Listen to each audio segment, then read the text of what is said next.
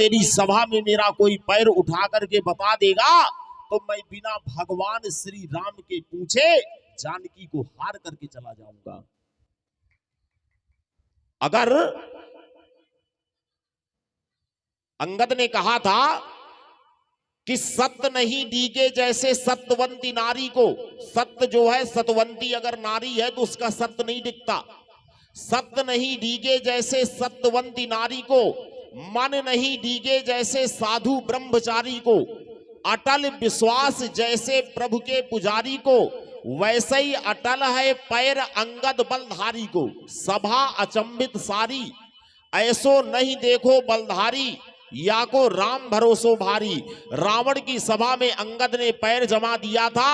ऐ लंकेश, अगर तेरी सभा में मेरा कोई पैर उठा देगा तो मैं बिना भगवान के पूछे मैया जानकी को हार करके चला जाऊंगा, क्योंकि अंगद को विश्वास था।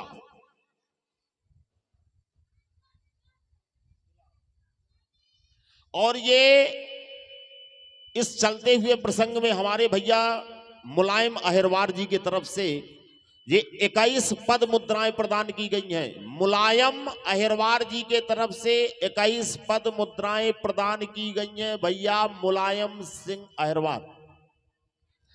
और ये प्रेम एक सत्य है, फूल चंद्रपाल। क्या बात है भैया, जो अभी गीत हुआ था कि जो प्रेम गली में आए नहीं दिलबर का ठिकाना क्या जाने, तो प्रेम एक सत्य है।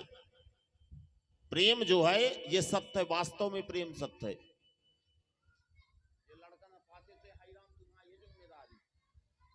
प्रेम जो है सत्य है। ये फूल चंद्रपाल भैया, फूल चंद्रपाल की तरफ से प्रेम सत्य है। देव कंप्रेसर निवारी प्रोडक्ट रमेश कुमार भास्कर, उनकी तरफ से ये 50 पद मुद्राएं प्रदान की गई हैं। एक बार जो है पाल जी के लिए जोरदार ताली हो जाए। लेकिन एक बात बता दे, प्रेम तो सत्य है, प्रेम का है सत्य है। लेकिन जौन बात हम बतावे जा रहे जे लड़का और लड़की जरूर गौर करके सुने। प्रेम जो है, और युवा साथी भी सुने, माताएं सुने, बहनें सुने, सभी लोग सुने। प्रेम सत्य है, हम मानते हैं सत्य है। लेकिन जहां पर मां बाप कहें, कौन कहे? मां बाप। जहां पर मां बाप कहें लड़की को और लड़का को, वहीं पर शादी करना चाहिए। जहां पर मताई बाप कहें कि फलानी जगह शादी करने, सो लड़का लड़की यहां उतई शादी करो। चाहे लड़का लड़की को किसी की जाति हो, कोई भी बिरादरी हो, कोई वर्ग हो, कोई संप्रदाय हो, बिना मां बाप के इच्छा के लड़का को या लड़की को शादी नहीं करना चाहिए। प्रेम विवाह नहीं करना चाहिए। प्रेम सत्य है, भगवान से करना प्रेम सत्य है, ईश्वर से करना प्रेम सत्य है। लेकिन जहां मां बाप कहें वहां पर लड़की को लड़का को शादी करना चाहिए। बिना मां बाप की मर्जी से शादी नहीं करना चाहिए। क्या नहीं करना चाहिए? जोर से बोलो। शादी। अगर बिना बाप मताई के मर्जी के शादी कर रहे, किनके मर्जी के बिना? बाप मताई के मर्जी के बिना। कई आदमी कर नहीं ले शादी बिना बाप मताई के मर्जी के। जी हाँ, कहा था हमारे हिंदू परंपरा में गंधर्व विवाह, प्रेम विवाह, क्या कहते हैं? गंधर्व विवाह, प्रेम विवाह, जोन बिना बाप मताई के मर्जी के करत हैं, उहा कहत गंधर्व विवाह, प्रेम विवाह। सो जब प्रेम विवाह लड़का लड़की करत हैं, सो लड़का मिलत और लड़की मिलत, लड़का लड़की आपस में मिलत हैं। सो लड़की कान लगत लड़का से बोले प्राणनाथ। का कान लगत? जोर से बोलत चलो।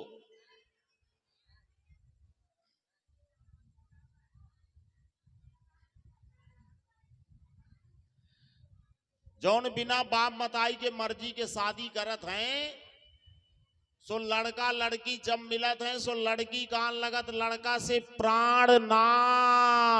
का कान लगत? प्राणनाथ। अब फिर ई के बाद जब प्रेम विवाह हो जात, शादी हो जात, एक आध बाल बच्चे हो जात, सो वही लड़की कान लगत लड़का से नाथ। का कान लगत?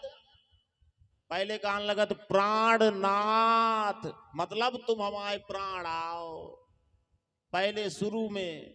और फिर जब बच्चा हो जाते एक ठैया लड़का हो जात सो कान लगत नाथ। पहले प्राणनाथ फिर हो गए नाथ।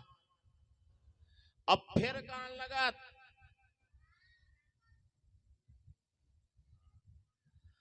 अब फिर के बाद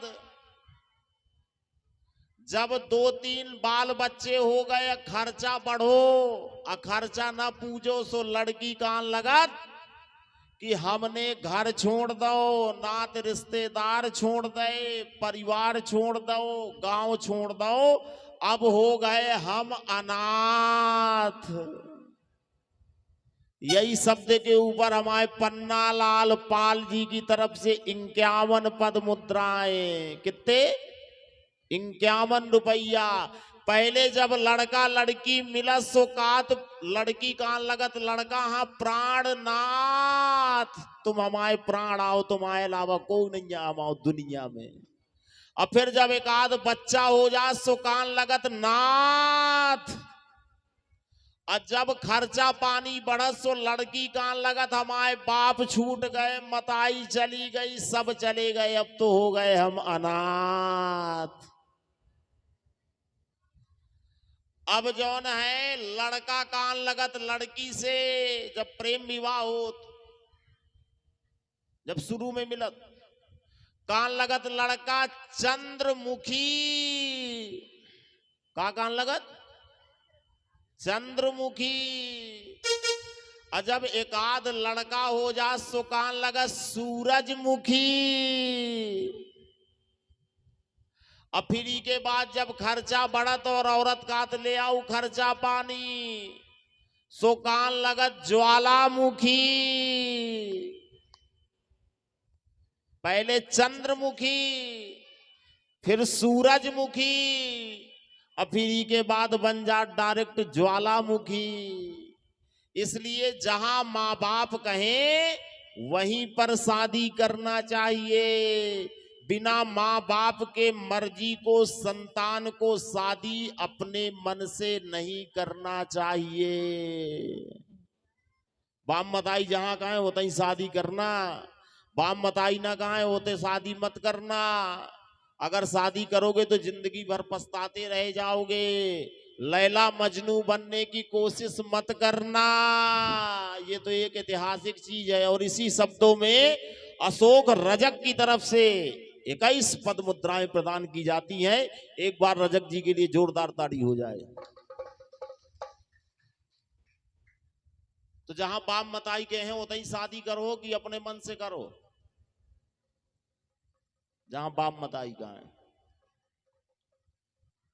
क्योंकि प्रेम विवाह जो है ये गंधर्व विवाह नहीं करना चाहिए। बाल बच्चों को जहां माँ बाप कहेंगे 16 संस्कार से विवाह शादी होता है, उसमें बाल बच्चा जिंदगी भर सुखी रहता है। तो आज जो है महाराज जनक ने शादी की है सीता माता की, तो महाराज जनक अपनी जो जनक जी कह रहे हैं वो सीता माता कर रही हैं। नहीं तो सीता माता कह देती बोले हमें धनुष टूटे या ना टूटे, हमें धनुष से मतलब नहीं है, हम तो जे चले। मैया जानकी भी कह सकती थी, बोले अब महाराज अपने पिता से कह देती जनक जी से कि काय पापा अगर धनुष ना टूटे तो फिर शादी ही ना हुई है का हमारी। अगर धनुष ना टूटे तो शादी ना हुई है, अगर नहीं हो रही शादी सो हम जे चले। तुम्हारी रास्ता अलग और हमारी रास्ता अलग। लेकिन महारानी जगत जननी जगदम्बा मैया सीता कह रही हैं कि जो हमारे पिता जनक जी कहेंगे हम उसके साथ शादी करेंगे। और शुभ मुहूर्त, शुभ घड़ी, शुभ वक्त जान करके भगवान श्री राम को विश्वामित्र जी महाराज इशारा करते हैं और धनुष का खंडन जो है भगवान श्री राम कर देते हैं और उसकी आवाज जो है हिमालय पर्वत पर पहुंचती है, जहां पर परशुराम जी महाराज तपस्या करते हैं। और परशुराम की जैसे जो है नींद खुलती है, वैसे परशुराम जी महाराज जो है जनक जी के दरबार में आते हैं। और जनक जी से जब दरबार में पहुंचे और परशुराम जी ने देखा कि धनुष के 2 खंड पड़े हैं टूटे हुए, तो जनक जी से कहने लगे कि जनक कि अय जड़ जनक तू ये बतला। अय जनक, जब 2 खंड देखे भगवान ने, परशुराम जी महाराज ने, धनुष के 2 खंड पड़े थे जनक के दरबार में, तो कहने लगे कि जनक कि अय जड़ जनक तू ये बतला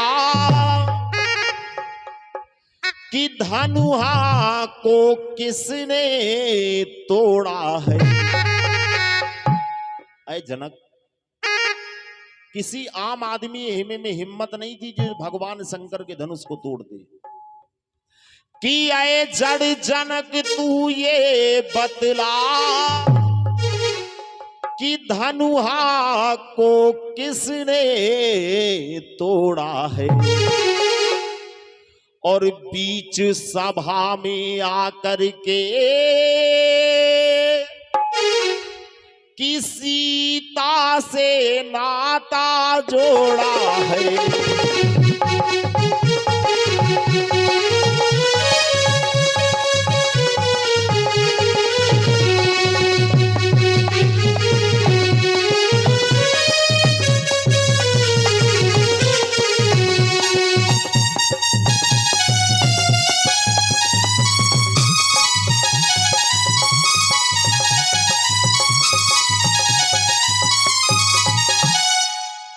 जिस समय परशुराम जी महाराज, गौर करके सुनिएगा, परशुराम जी महाराज जो है क्रोधित हो रहे थे, लेकिन भगवान श्री राम जो है शांत थे। और जो व्यक्ति शांत होता है, जिसका स्वभाव शांत होता है, जो परहित का काम करता है, उसके ऊपर भगवान कृपा करते हैं। भगवान श्री राम है। भगवान राम रामायण में यही संदेश दे रहे हैं कि भगवान शांत हैं। परशुराम जी गुस्सा हो जा रहे हैं कि ऐ जड़ जनक बतू ये बतला कि धनुहा को किसने तोड़ा है, और बीच सभा में आकर के सीता से नाता जोड़ा है। लेकिन भगवान फिर भी हाथ जोड़ रहे कि अगर हमसे गलती हो गई तो हमें माफ करिए। क्यों? क्योंकि क्षमा बड़न को चाहिए। जो महान होता है ना, बड़ा होता है, तुम हम कितनी भी गलती कर दें तो जो महान होता है वो सदा क्षमा कर देता है। अबे पुलिस थाना में जाओ, जो पुलिस वाले हुई हैं, अगर तुमसे हमसे गलती हो जाए, सुबह एकदम लाल पीले हो जाए हैं, एसपी साहब के पास पहुंचो, कलेक्टर साहब के पास पहुंचो, बड़े नम्रता के साथ बात करें, बिल्कुल नम्र होकर के बात, ऐसा लगे कि जे बिल्कुल कुछ नहीं आए। पुलिस वालन के पास जाओ तो एकदम बिल्कुल लाल पीले। और जो जिला को मालिक एसपी साहब बैठे, उनके पास जाओ तो बिल्कुल नम्र बाणी से बोले, क्या बात है बेटा, क्या हो गया? तो क्षमा बड़न को चाहिए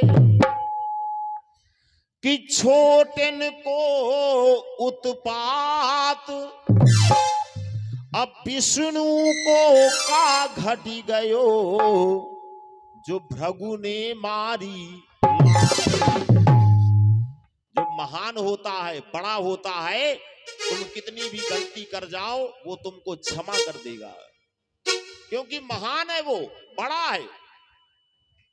बड़े की हम तुम बड़े की पहचान कैसे करेंगे कि ये बड़ा है? लंबाई से अगर कोई बड़ा हो तो बड़ा नहीं होता। बड़ा हुआ सो क्या हुआ, जैसे पेड़ खजूर, अब पंछी को छाया नहीं फल लागे अति दूर। खजूर को पेड़ कितो बड़ो होत, न उमें फल लगा न उमें छाया होत, बड़ो तो बहुत होत, लंबाई से नहीं नापा जाता है कि बड़ा है, शरीर से नहीं नापा जाता कि बड़ा है। बड़े की पहचान की जाती है कि अगर तुम उसको कुछ कह भी दो तो वो जो है सहन कर जाता है, तुमको क्षमा कर देता है। तुम अगर गाली भी दो तो वो तुम्हें प्यार से भैया कहता है। ये पहचान है बड़े की, ये सच्चे इंसान की पहचान है, ये धर्मात्मा इंसान की पहचान है, ये महान इंसान की पहचान है।